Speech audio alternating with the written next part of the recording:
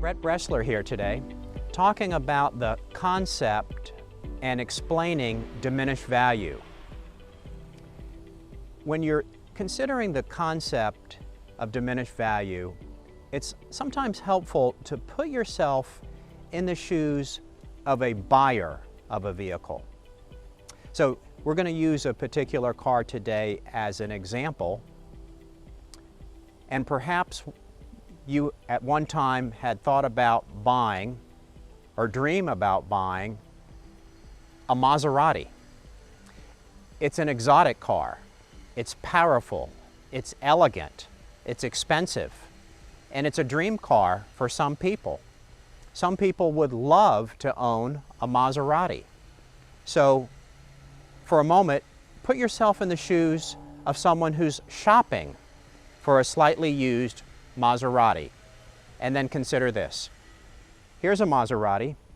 It's in great shape, at least from what you can see back here, but it has a history, and this history is going to affect the resale value of this vehicle, and it's an excellent example to explain the concept of diminished value and how an accident history will negatively affect the resale value of this car or any car that's in the same situation, a vehicle that has a significant accident history. Let's take a closer look. So we're going to talk about this particular car's accident history and how it's going to negatively affect the resale value. So what you're going to see today is not what this car is going to look like in a couple months after it's fully repaired. After it's fully repaired, it's going to look great. It's probably going to drive great.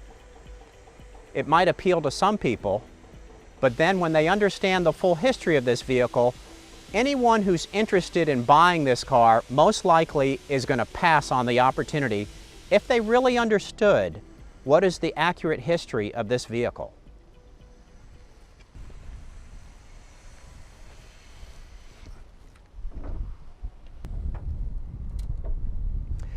Okay, so let's talk about what happened with this vehicle. Another car ran a red light, and this vehicle T-boned that car. The other car was at fault. The driver of this car was not at fault. And as you can see, this car suffered massive damage. And let's be specific about what happened to it. First of all, you can see that the front end is crushed. If you look closely, you can see that the windshield is broken. And if you look even closer inside the vehicle, you can see that the airbags have deployed. Now let's take a little look under the hood to learn a little bit more. So here we have mechanical damage, which is really throughout the entire vehicle. This is an intercooler for the turbocharger. Here's the radiator and the air conditioning system. Over here, this is the rail, which is the structure of the vehicle. So this vehicle has massive frame damage. More mechanical damage over here. And then most likely, there is suspension damage in here. And then if you look closely inside the vehicle, through this broken windshield, you can see that the airbags have deployed. This vehicle has all of the elements of a major loss: frame damage, airbag deployment, suspension damage, and mechanical damage. The resale value of this vehicle is going to be significantly affected by its accident history.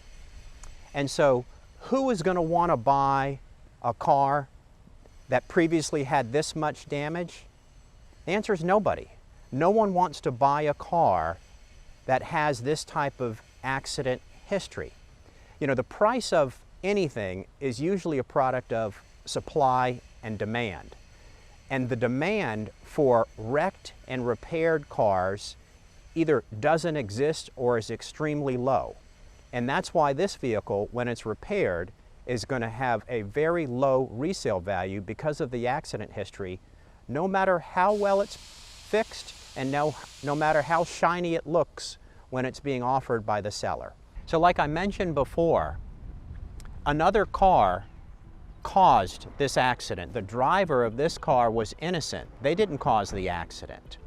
And so the owner of this car will have an excellent claim for diminished value against the driver of the at-fault vehicle and that person's insurance company.